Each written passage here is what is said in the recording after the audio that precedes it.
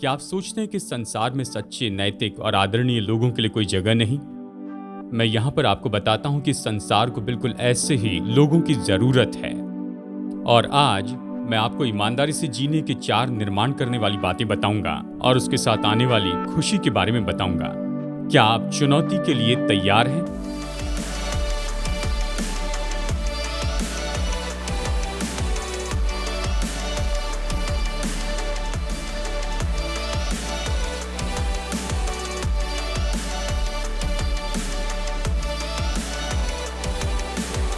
Hello, मैं हूं David Jeremiah. प्रेरित पौलुस तो एक जैसे ही बने रहने के मूल्य को जान पाया, हर एक परिस्थिति में और हर एक व्यक्ति के साथ, और ऐसा करते हुए उसमें संतोष पाया गया। फिलिपियों की पत्री में वो 4 सिद्धांत बताता है जो आपको ईमानदारी से जीने में मदद करते हैं, और आज हम उसे देखेंगे हमारी इस सीरीज में। इसे आनंद की बात समझो, आज के दिशा परिवर्तन इस प्रोग्राम में।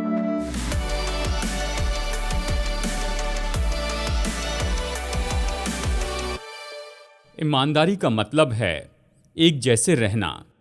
किसी ने एक बार ईमानदारी की इस तरह परिभाषा दी कि आपने जिन परिस्थितियों में अपना समर्पण किया था, उन परिस्थितियों के बदलने के बाद भी अपना वादा निभाएं। ये ईमानदारी है। पौलुस अपने विश्वास में खड़ा था, इसलिए उसे मृत्यु का सामना करना पड़ा, आप ये जानते हैं। फिलिपियों की ये पत्री जिसका हम अध्ययन कर रहे हैं, इसे पौलुस ने लिखा जबकि वो रोम में अपने ही घर में नजरबंद था। तो फिलिपियों के विश्वासियों को लिखते हुए उसने अपनी परवाह बताई। वो ये जानता था कि जो कुछ उसके साथ में हो रहा है, जल्दी ही उनके साथ भी होगा। वो भी जिम्मेदारियों का सामना करेंगे और वो भी दबाव का सामना करेंगे, और वो निश्चित करना चाहता था कि जब ऐसा होगा तो वो उसके लिए तैयार होंगे। और हम धन्यवाद देते हैं कि उसके पास ये विचार थे, जैसे उसने फिलिपियों के विश्वासियों की मदद की कि वो खुद को तैयार करें सताव के लिए या पीड़ा के लिए, या आप जो भी नाम देना चाहे। उनकी मदद करने से हमारी मदद की। जो हमें जानना था वो उसने हमें बताया कि हमारी जिंदगी की चुनौतियों का सामना करें। भाइयों और बहनों, जो यीशु पर विश्वास करते हैं उनके लिए ये चुनौती है। इस देश में मैं जितने साल से मैं जीवित हूँ, ये चुनौती इतनी बड़ी नहीं थी। आज तो पहले से ज़्यादा विश्वासी होना इतनी विख्यात बात नहीं है, और हर बात के लिए तो बस लोग सहते चले जाते हैं। आप विश्वास नहीं कर पाएंगे कि वो क्या क्या सहते हैं, लेकिन विश्वासियों के लिए कोई धीरज नहीं।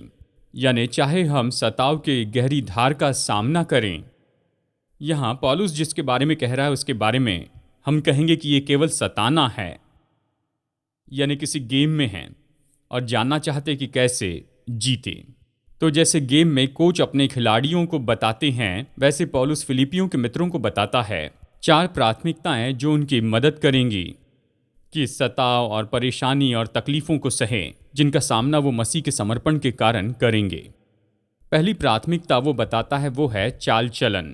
बहुत स्पष्ट रूप में पहले वचन 27 में, केवल इतना करो कि तुम्हारा चाल चलन मसीह के सुसमाचार के योग्य हो। इस वचन के संदर्भ में चाल चलन बहुत ही दिलचस्प शब्द है। पोलोकियो या पोलिस ये शहर के लिए शब्द है, और इंग्लिश भाषा में इसका उपयोग किया गया है। जैसे एक जगह का नाम है इंडियानापोलिस, मिनियापोलिस, और फिर शहर के आसपास का बड़ा क्षेत्र जिसे कहते हैं मेट्रोपॉलिटन एरिया। यही शब्द है जिससे हमें शब्द मिलता है पॉलिटिक्स। चलिए ये वचन फिर से पढ़ते हैं कि केवल तुम्हारा पॉलिटिक्स मसीह के सुसमाचार के योग्य हो। इसका ये उपयोग किस तरह से है और साथ ही पुलिस ये शब्द इसी से आया है, और हमने हमारी परंपरा में शब्द को ले लिया है। ग्रीक भाषा में इस शब्द का अर्थ है सबसे बड़ा राजनीतिक यूनिट, ऐसे लोग जो किसी शहर के हैं। उसी तरह से जैसे कि हम अपने देश के हैं, इसलिए ये शब्द जैसे इस वचन में उपयोग हुआ, ये अच्छे नागरिक की पब्लिक ड्यूटी के बारे में बताते हैं। जैसे कि हर कोई अपने अपने देश का नागरिक होता है, और पौलुस यहाँ पर फिलिपियों के नागरिकों को लिख रहा था, और फिलिपियों के लोग इसे अच्छे से समझ गए होंगे उनकी परिस्थितियों के कारण। देखिए, फिलिपाई तो रोमन कॉलोनी थी जिसके आसपास ग्रीक दुनिया थी। ये रोम से 800 मील की दूरी पर था और ये पूरी तरह रोमन था, लेकिन रोम में नहीं था। फिलिपाई के जो नागरिक थे वो सच में रोम के नागरिक थे और उनके नाम रोम के शहर की सड़कों पर लिखे थे, लेकिन उन्हें रोम से निकाला गया और वो ऐसी परंपरा से घिरे थे जो उनके लिए बिल्कुल नई थी। और वो ये जानते थे कि उनका राजा उनसे अपेक्षा करता है कि उनके ग्रीक परंपरा में रोम का प्रतिनिधित्व करें, इस तरह से कि रोम के लोग उसके कारण शर्मिंदा ना हो। फिलिपियों के लोगों को अपनी रोमी नागरिकता पर गर्व था और वो विश्वास करते थे कि यह उनकी जिम्मेदारी है कि रोम की महिमा को लेकर आएं उनके रहने वाले उस ग्रीक दुनिया में। अगर कोई उनसे इस तरह से कहे कि निश्चित हो जाओ कि तुम अपना जीवन जियो उस जगह के आदर में जहां पर कि तुम्हारी नागरिकता है, तो वो इसे समझ लेते। और पौलुस इसे समझ गया था और अद्भुत रूप में इसका उपयोग करता है। वो उनसे कहता है जैसे तुम रोम की एक कॉलोनी हो 800 मील की दूरी पर, लेकिन तुम दूसरी जगह के भी नागरिक हो जो 800 मील से थोड़ी और दूरी पर है। तुम स्वर्ग के नागरिक हो। वो इसके बारे में खेद नहीं करता और कई जगह पर वो अपने लेख में लिखता है, वो इन्हीं शब्दों का उपयोग करता है। फिलिपियों के अध्याय 3 में वो इस तरह कहता है, हमारा स्वदेश स्वर्ग पर है और हम एक उद्धारकर्ता प्रभु यीशु मसीह के वहां से आने की बाट जोह रहे हैं। अब जब पौलुस फिलिपियों के विश्वासियों को उनकी स्वर्ग की नागरिकता के बारे में लिखता है, वो उनसे विनती करता है कि वो स्वर्ग की अपनी नागरिकता को उन पर प्रभाव डालने दें, जबकि वो इस तरह से इस पृथ्वी पर जीते हैं। केवल इतना करो कि तुम्हारा चाल चलन मसीह के सुसमाचार के योग्य हो। इतने साल में एक पास्टर के रूप में मुझसे कई बार पूछा गया है कि क्या ये ठीक है, क्या विश्वासी ऐसा कर सकता है। कसीनो के बारे में क्या पास्टर? मुझे ऐसे पत्र आते हैं, ईमेल्स आते हैं, सवाल होते हैं, तो आज मैं उन सब को उत्तर देना चाहता हूं। केवल इतना करो कि तुम्हारा चाल चलन मसीह के सुसमाचार के योग्य हो। आप इसमें होकर जो करना चाहे कीजिए और मुझे ईमेल भेजना बंद कीजिए।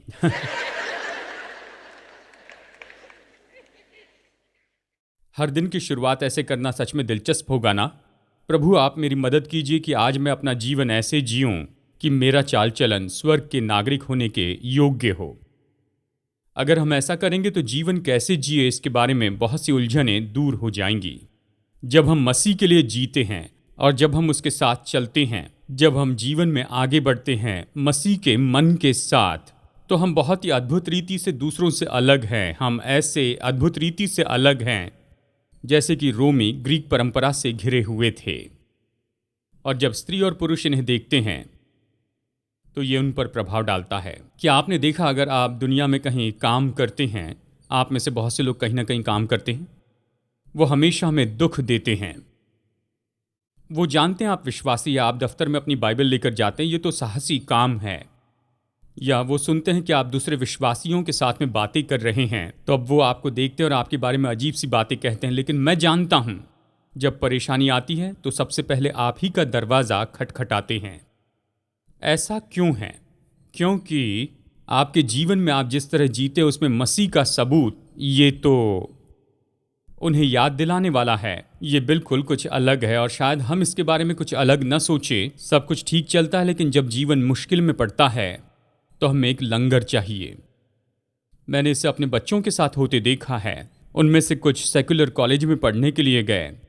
मैं आपको बता नहीं सकता, ऐसी कुछ बातें मेरे बच्चों और मेरे नाती पोतियों के साथ हुई, क्योंकि वो विश्वासी हैं।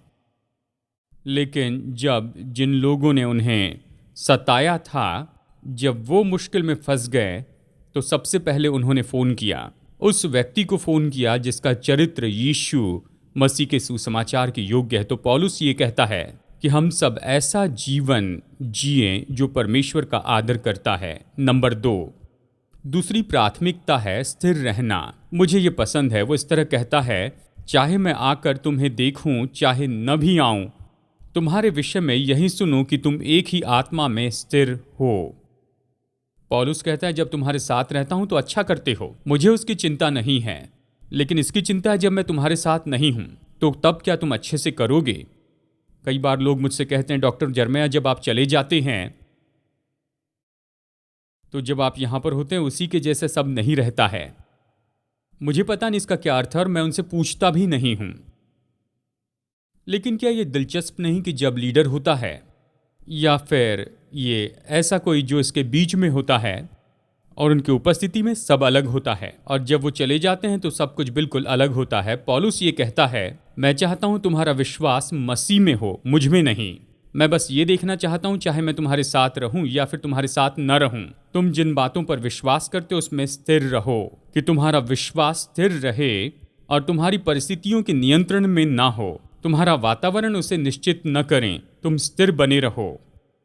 स्थिर रहना, ओह, ये तो परमेश्वर के हाथ में बहुत ही अद्भुत ऐसा साधन है। स्थिर विश्वासी जो परेशानी का सामना करते हैं और आनंद उठाते हैं समस्या और दर्द का,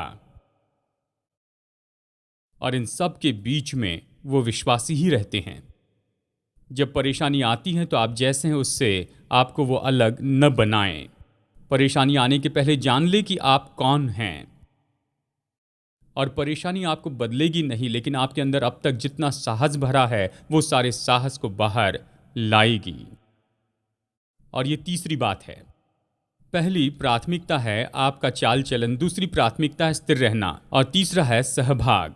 वचन 27 में कहता है कि तुम एक ही आत्मा में स्थिर होकर और एक चित्त होकर सुसमाचार के विश्वास के लिए परिश्रम करते हो। सभा के लोगों, आज मैं आपको बताऊं, मसीह विश्वास का जीवन ऐसे अकेले जीने के लिए नहीं बना है, और इसलिए आज हम यहां पर हैं कि इसकी गवाही दें। हम यहां पर इसलिए है क्योंकि प्रभु यीशु मसीह ने हमें चर्च दिया, मसीह की देह के लिए उसका सबसे बड़ा वरदान। एक दूसरे के साथ इकट्ठा होना न छोड़ें, जैसे कि कितनों की रीति है, इब्रानियों ये कहता है। लेकिन चर्च में इससे भी बड़े रूप में एक साथ होना होता है। जब पौलुस ने इन विश्वासियों से कहा कि एक साथ बने रहना, उसने ग्रीक शब्द का उपयोग किया जिससे एथलीट शब्द आता है। ये तो खास एकता है जहां पर एक साथ मिलकर एक दूसरे के साथ में काम करते हैं, जैसे खिलाड़ी अपने विरोधी से लड़ते हैं। पौलुस कहता है कि विश्वासी के नाते हमें एक साथ खड़े रहना, एकता में रहना है। विश्वासी के नाते हमारा बल इसमें नहीं कि हम व्यक्तिगत रूप में कौन हैं, लेकिन समूह के रूप में हम कौन हैं। शायद आप इस पर विश्वास नहीं करेंगे, लेकिन कॉलेज में मैं इंग्लिश मेजर लिया था। हमें बहुत पढ़ना पड़ता था और मुझे पढ़ना पसंद नहीं था, क्योंकि कॉलेज में मेरा पहले इंग्लिश मेजर नहीं था। एक इंग्लिश कवि और लेखक के द्वारा लिखा गया है जिनका नाम है रजट किपलिंग। मैं जो कह रहा हूं उसकी कल्पना आप कर पाएंगे। और उन्होंने इस तरह लिखा, अब ये जंगल का नियम है जो आसमान के जितना ही पुराना और नया है, और जो लोमड़ी इसे मानती है वो संपन्न होती है, और जो लोमड़ी इसे तोड़ती है वो मर जाती है। जैसे रेंगने वाला पेड़ के तने पर चढ़ता है, वैसे नियम आगे पीछे भागता है, क्योंकि लोमड़ियों का बल उसके झुंड में है और झुंड का बल हर एक लोमड़ी में है। जब सुसमाचार पर विश्वास के लिए खड़े रहने का समय आता है, दबाव के समय सच्चाई होती है, तब जंगल का कानून उपयोग किया जाता है कि चर्च का बल तो विश्वासी में है और विश्वासी का बल तो चर्च के समूह में है। हमने यहाँ पर कुछ साल पहले एक प्रोग्राम शुरू किया प्रार्थना के बारे में, जिसका नाम है ट्रिपल कॉर्ड। ये आधारित है सबोपदेशक के एक वचन पर जो कि शायद आपने कभी नहीं देखा होगा, लेकिन इस वचन के महत्व को जरा सुनिए।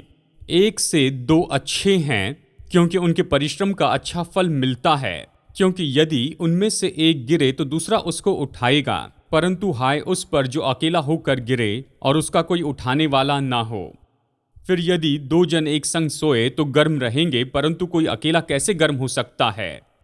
यदि कोई अकेले प्रबल हो तो हो, परंतु 2 उसका सामना कर सकेंगे। जो डोरी 3 तागे से बटी हो वो जल्दी नहीं टूटती। सुलेमान ने अपने बुद्धि में कहा कि संख्या में बल होता है। हम चर्च के सताव को खुद सहते नहीं हैं। शायद हम चर्च में सताव सह ले हफ्ते में शायद कुछ घंटों के लिए, लेकिन देखिए, बात तो यह है कि हमारे समाज में आज मसीहत को छोड़कर बाकी सारी बातों को सह लिया जाता है। हम इससे अकेले नहीं निपटते हैं, चर्च के रूप में इससे हम निपटते हैं। हम एक साथ आते हैं, एक दूसरे को हम तसल्ली देते हैं, हम एक दूसरे से साहस पाते हैं, और हमारे व्यक्तिगत बातचीत में हम पाते हैं कि केवल हम ही इसका सामना नहीं कर रहे हैं, तो हम बल पाते हैं कि अपने विश्वास में सामर्थी हो। जब हम अपने जीवन की ईमानदारी को साबित करने की कोशिश करते हैं तो ऐसा व्यवहार चाहिए जो मसीह के सुसमाचार के योग्य हो। इसके लिए स्थिरता लगती है, यानी चाहे हम किसी भी परिस्थिति में क्यों न रहें, हम एक जैसे रहेंगे। इसके लिए सहयोग चाहिए, हम अकेले इसे नहीं कर सकते हैं। हम सुसमाचार के लिए एक साथ आगे बढ़ते हैं। और फिर अंत में इसके लिए साहस लगता है। आपको याद होगा हमने पौलुस का अध्ययन किया। वो हर शहर में 2 जगह पर रुका, आराधनालय और फिर जेल में। वो नियमित रूप में वहां पर जाता था। वो हमसे यही कहता है, शायद अभी हमें इसकी ज़रूरत नहीं है, लेकिन अवश्य ही ज़रूरत होगी। वो कहता है किसी भी बात में विरोधी से भय नहीं खाते हैं।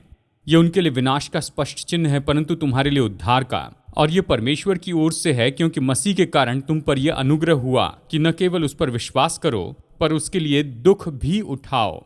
और तुम्हें वैसा ही परिश्रम करना है जैसे तुमने मुझे करते देखा है।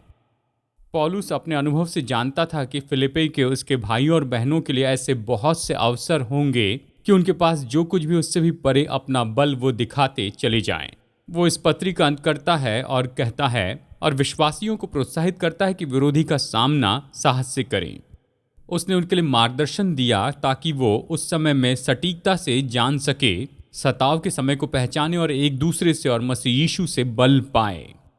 वो शुरू में कहता है कि एक दूसरे को प्रोत्साहित करते हुए सताव का सामना करें और किसी भी तरह से अपने विरोधी से डरना नहीं है। मैंने ये दिलचस्प बात पाई है कि भय ये शब्द एक बार उपयोग हुआ नए नियम में, वो यहाँ पर इस वचन में, और इसका उपयोग किया गया उन घोड़ों के लिए जो रखे जाते हैं नियंत्रण से बाहर कुचलने के लिए। पौलुस विश्वासियों से कहता है तुम्हारे विरुद्ध में आने वाले लोगों से तुम परेशान मत हो, तुम अपने रास्ते से बिल्कुल न हटो। ये ऐसा शब्द है जो भीतर के डर को दिखाता है, बाहर की परिस्थितियों के कारण आने वाले डर को। ये फिलिपियों में रहने वाले विश्वासियों के छोटे समूह के लिए उपयोगी था। विरोध का सामना करते हुए साहस, ये तो दुधारी तलवार के जैसे है। पौलुस कहता है ये तो विश्वासियों के उद्धार का सबूत है। इसका मतलब क्या है? बाइबल कहती है जो मसीह यीशु में भक्तिपूर्ण है उनके बारे में क्या कहती है। तो हम सताव सहते जाएंगे। जब हम सताव सहते और इसके बारे में शिकायत करते हैं तो हम शिकायत कर रहे हैं हमारे उद्धार के विरुद्ध में।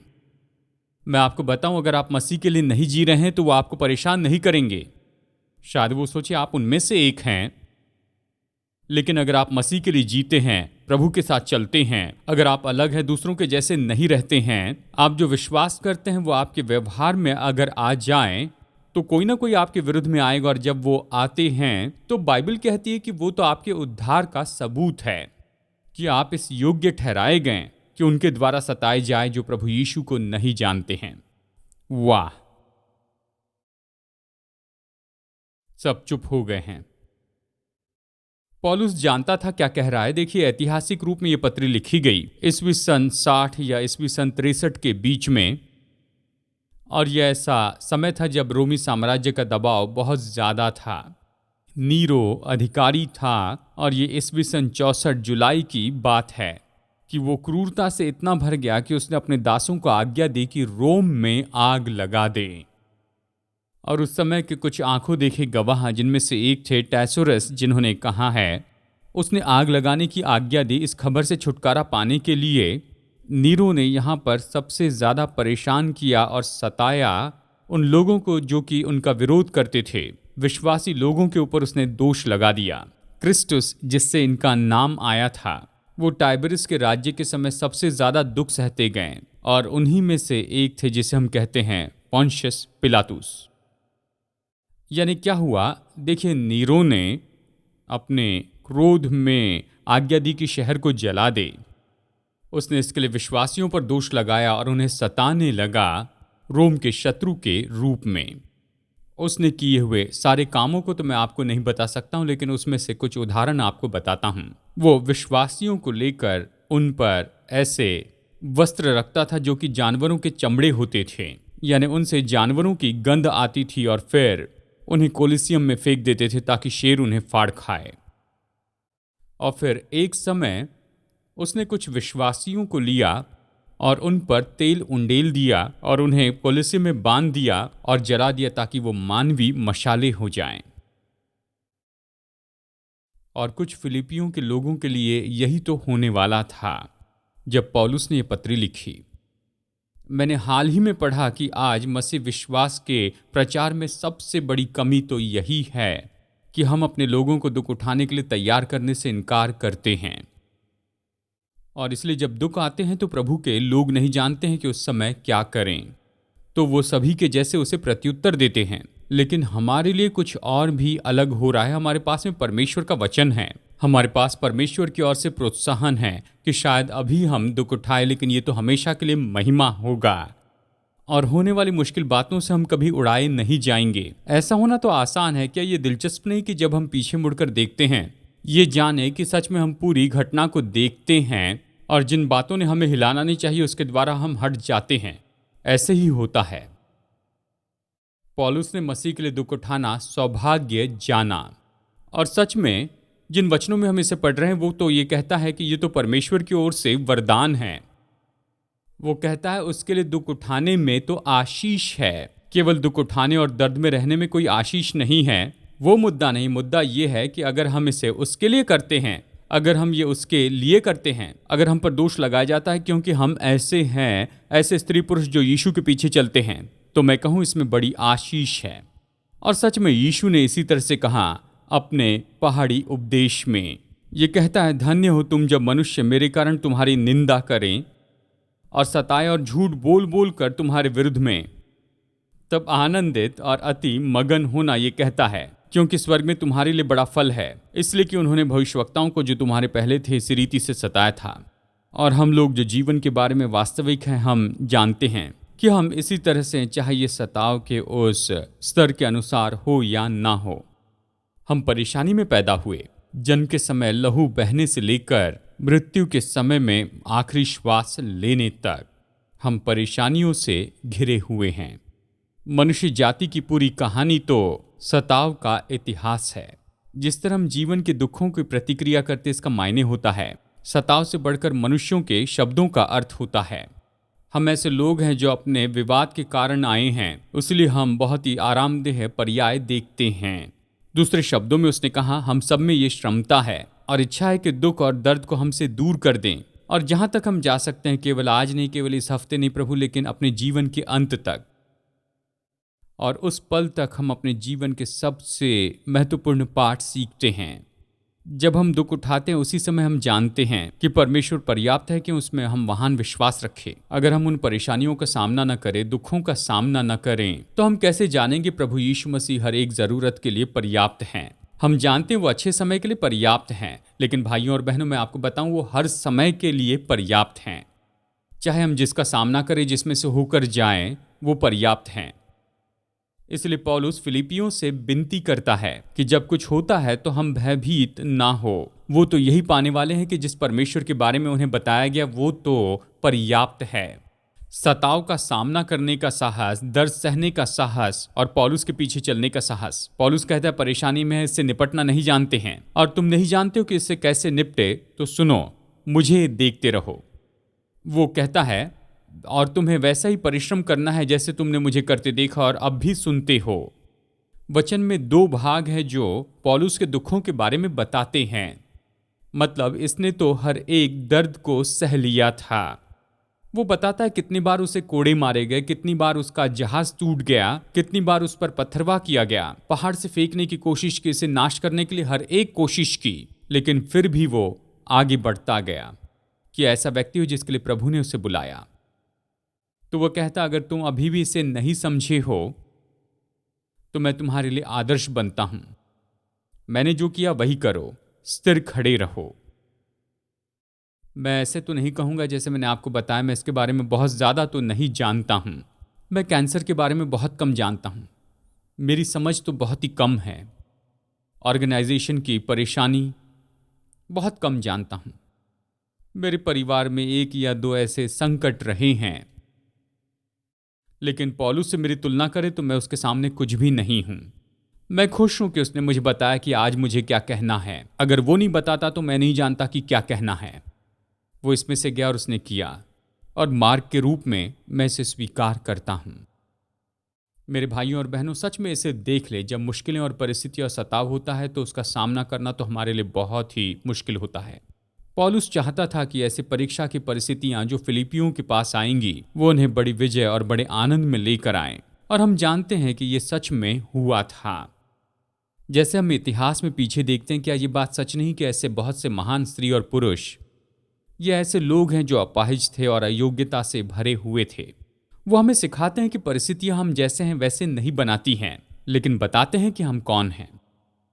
अपाहिज लोगों को देखिए सर वॉल्टर स्कॉट, जेल में बंदी होने के बारे में कहे तो देखिए जॉन बनियन को, बर्फ में दफनाए गए लोगों में से देखिए बेली फोर्ज, और फिर है जॉर्ज वॉशिंगटन। सबसे गरीबी में परवरिश होने वाले अब्राहम लिंकन हैं। बहुत ही कट्टरपंथी धार्मिक विरोध के बारे में देखिए बेंजामिन डिसरेली है। बचपन से ही अपाहिज करने वाली बीमारी थी और वो आगे जाकर बनते हैं फ्रैंकलिन डेलानो रूजवेल्ट। स्कूल में लगी आग के कारण गंभीर रीति से जल गए और डॉक्टर ने कहा कि ये कभी नहीं चलेंगे। हम देखते हैं ग्लेन कनिंघम, जिन्होंने 1934 में रिकॉर्ड बनाया, 1 मील 4 मिनट 6 सेकंड में दौड़ गए। बहरे व्यक्ति जो जीनियस कंपोजर थे, और उनमें है लडविग वॉन बेटोवेन। वो तो काले व्यक्ति के रूप में पैदा हुए, जबकि समाज में रंग भेद बहुत ज्यादा था।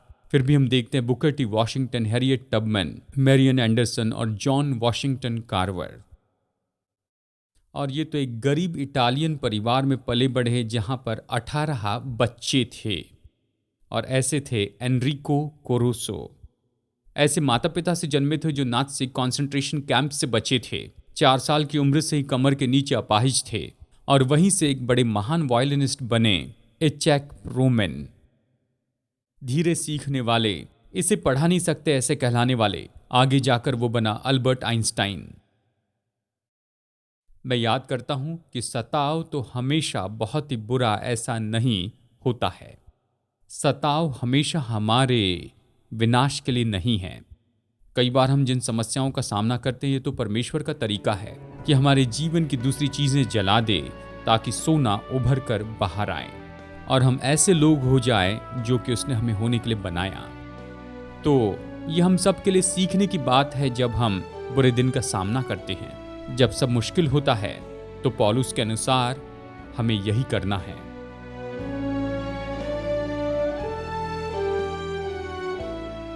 आज दिशा परिवर्तन में मेरे साथ जुड़ने के लिए धन्यवाद।